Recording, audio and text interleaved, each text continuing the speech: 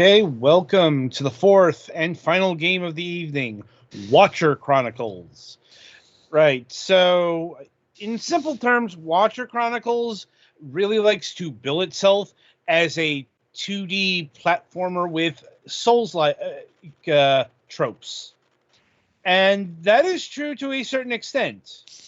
It's got a lot of Soulsborne, whatever we're calling this genre this week, fixings in it. And I did go and play a bit of Dark Souls to, see how deep that well ran. And it actually runs pretty deep. I don't know, man. Are you sure? There's a lot of bright colors here. Not everything. I know. I'm like, but that's not really the biggest offset. If you see from the trailers, do you see how fast everything? Yes, stuff seems to be going much. Well, I think that's partially because you can go faster in 2 dimensions and have it be easily reactable, but yeah. Right, but my point is... Definitely looks snappier. Yeah, it is much, much faster than a Soulsborne. Not just because it's in 2D. And that's not just in terms of the movement speed. The combat is not fucking Soulsborne. Oh, God, no. It's more akin to, I'd say, like Devil May Cry or God of War, right down to the basic-ass 3-button combo you get on weapons. So, you've got an interesting mix here. And it meshes surprisingly well most of the time. I'm not going to lie. It doesn't work out all of the time either. But I was expecting this to be honestly, kind of a mess. Because, once again, Souls, proper Souls titles are renowned for very methodical, very deliberate pacing. Also being very heavy. I remember one reviewer remarking that the Souls games were the rare Japanese game that treated weapons as, something that's very heavy, very elaborate to use. Mm-hmm. Whereas, you look at something like Bayonetta, down through the line, and even Western kinetic, high-octane action titles like God of War, and, weapons, despite, being fucking massive sometimes, don't have any actual weight to them. Which is, I know, a big sticking point in terms of the awesome factor and things like that. But like I said, that's been one of the keystones of Souls signatures. And that's not present here. Whether or not you could make that kind of thing work in a 2D platformer, I don't know, but this platformer didn't bother with that. But like I said, it bothered with a lot of other Souls trappings, like right down to finer details, including, instead of praying at bonfires, that you're praying at angel statues, but the effect's the same. Though you don't upgrade there, you got to go to a specific area to get your upgrades. Though you can fast travel, and also if you rest at the angel statue, all of the enemies respawn. It's like you collect soul gems. I forget what they're called, but they're basically your upgrade currency or regular currency if you want to buy items from a shop. And the upgrades require a additional material. I'm trying to remember. That's right. They called the currency Umbra, and it was like the upgrade was an Umbra shard, and the next one up was an Umbral mass. And it's all pretty typical Souls stuff. And yeah, if you die, and yes, you will die a lot, you are punished by losing all of your gems. You don't become. Can you get it back if you go back to where you died? Yep, that is if you can reach it. If you die again, it's gone for good. Like in Shovel Knight.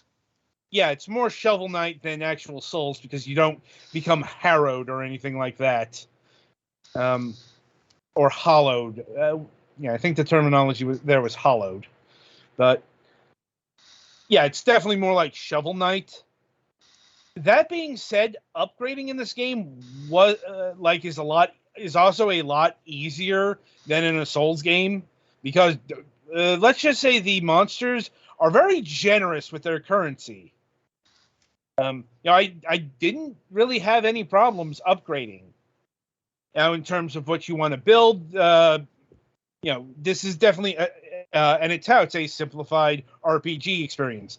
There are 4 attributes. There's strength, vitality, which guides your health, dexterity, which guides your stamina meter, and you've got your wisdom, which is your focus meter. That's the thing that allows you to use magic. And how you want to build them up is up to you. And in turn, and I think strength, that's how much damage you do. Also, there are other reasons to upgrade, like your stats. Certain weapons will only work if you have a certain amount of strength or vitality or what have you. Which I think is also a Dark Souls thing. Yeah. Like I said, there's a lot of Dark Souls things. In terms of defense, you've got blocking, you've got your dodge roll, and it's a proper dodge roll, not the dodge flop that fucking Dark Souls provides you. I'm sorry, I just couldn't take that thing seriously because it's, my guy just kept belly flopping over instead of, doing a proper tactical combat dodge roll. I guess it's more realistic, but it looks fucking ridiculous. There is also parrying and riposte. Riposte. That's what it is.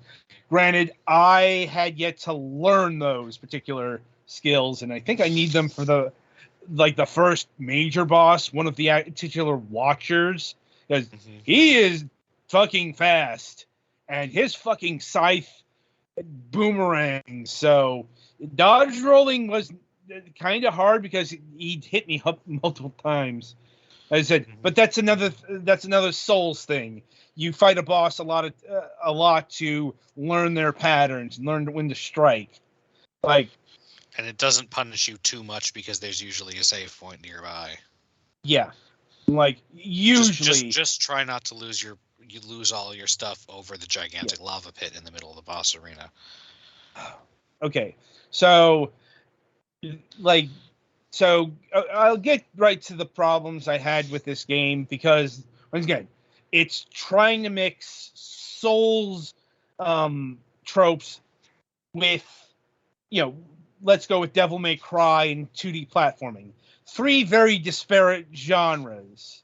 And like I said, it works a lot of the time. Where it doesn't work is, okay, the stamina meter. It's like, once again, the pacing here is a lot faster. So you're going to hit that stamina ceiling a lot more. And, sometimes, you're going to run out of stamina more often here than in a Souls game. The lack of a pause button, this is another Souls thing. The thing is, this game doesn't have true online either. It is multiplayer, but it's using goddamn remote play together, which I did not get a chance to test out because only got one code. And that's one of those things that the Souls games are known for doing kind of well, so... Yeah, and it's one thing it didn't take, you don't invade in this game. It's a proper co-op experience. You can do co-op in the Soul. You can summon help on purpose as well as being invaded. Right, but as far as I can see here, there's no invasion here. Right. So I'm not sure why there's no actual pause button. And once again, the bosses, a lot of the monsters, a lot of the fighting is much more fast and kinetic. Sometimes I need a pause button to gather my thoughts. And right. Or, just a pause button because I have shit to do. Yeah. I know the whole should Souls games have a pause button is an entire debate within that community, but it's like, Well, it's also kind of an issue in this situation because that's another thing where the answer may vary based on the D-ness of your game. right. Where it's easier to when you have 2 dimensions of full mobility and 1 dimension of some mobility. It's a lot easier to find a place to not be threatened for a while than when you have 1 dimension of pretty full mobility and 1 dimension of partial mobility. But the thing that killed this game for me was fall damage. This absolutely should not have been in this game. I know it's in the Souls games. This is a goddamn 2D platformer with emphasis on 2D platforming, where simple fucking falls killed me. There's a reason you goddamn do not do this in a 2D platformer. Mm-hmm. This or at least not one that, yeah, or if has you're gonna other stuff to worry about. Yeah, or if you're gonna do fall damage, have it do damage, not if you fall from a certain point, kill you. Like, once again, I know this is in Souls games. This is not a proper Souls game. This is a mixture, and you mixed.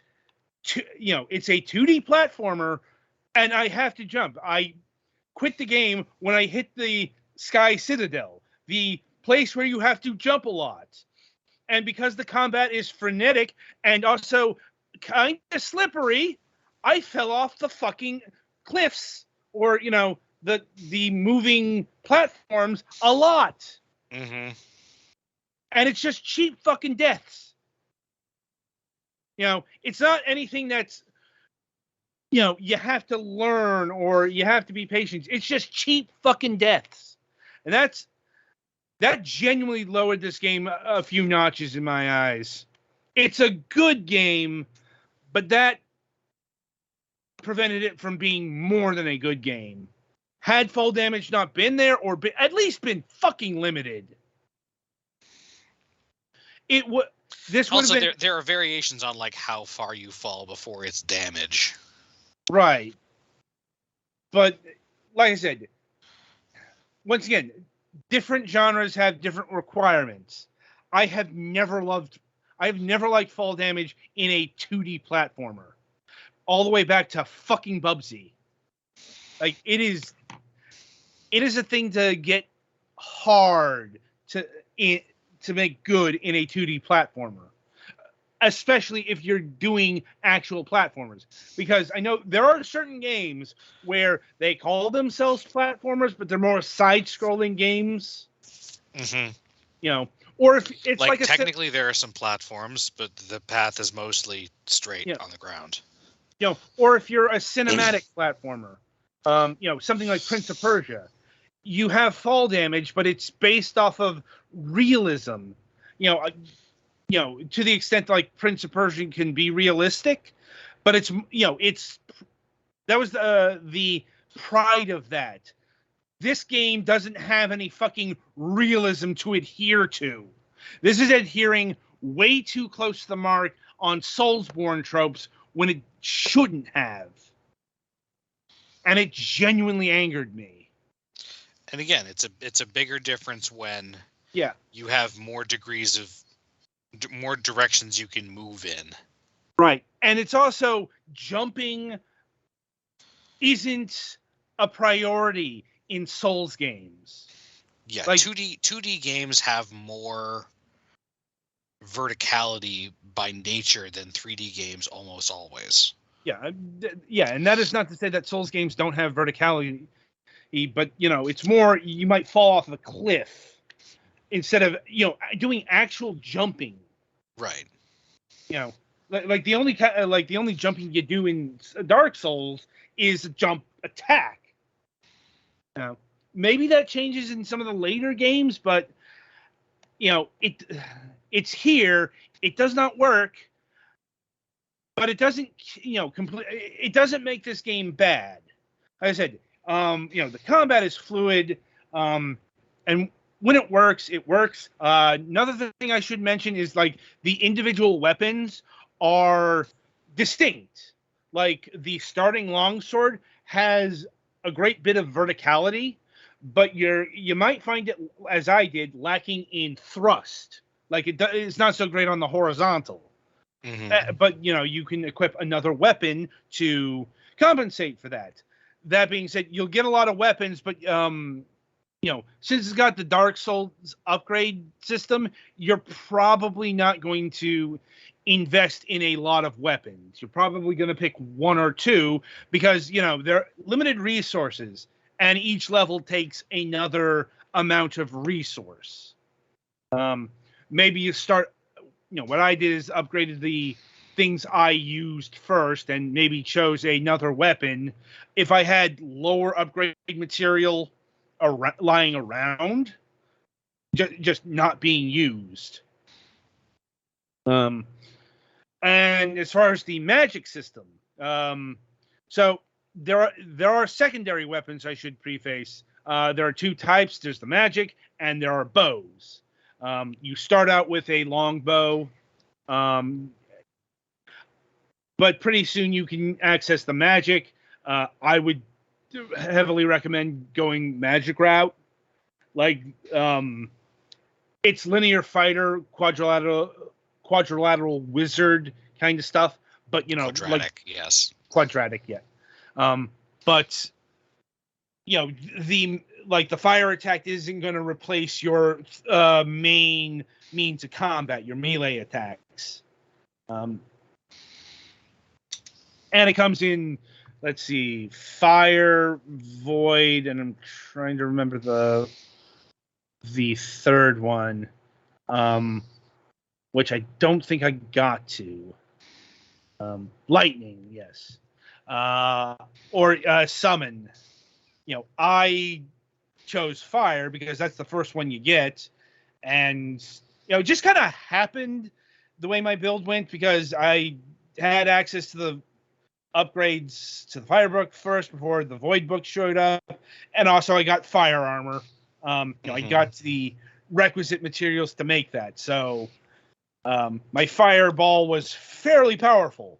Once again, not enough to make it the main combat. But yeah, it's a good secondary option. So there's a lot of combat choices here, both offensive and defensive. As I said, the movement feels good. The combat feels good. Like I said, it hits upon the limits of Souls tropes every now and again in terms of the combat. But like I said, the bigger problem is the fall damage. I really do think that fall damage should have been excised. But outside of that, yeah, this is a good game that's worth playing. In terms of pricing, this is normally clocking in at $20. It's on sale right now for $10. In terms of co-op, yeah, it's remote play together. And something can you do play together on the same console or? Yes, you can. It has local co-op. Computer. Yes, local computer co-op. But and as far as the music goes, excellent soundtrack. This is something I would heartily recommend, and I think they could have charged more than $5 for this as well. No bundle for some reason, but soundtrack is like that. The one track with the heavy like cello or bass still in my head. Doesn't happen to a lot of soundtracks with the games we play, if I'm being honest. So, right. Anyway, any other questions, comments, concerns regarding Watcher Chronicles? I think I'm good. Mm-hmm. All right, so that'll about do it for this review, and indeed this review session. So coming up on the week ahead. Right, so on Wednesday, we are supposed to have Fred Wood of Mokuzaki Studio.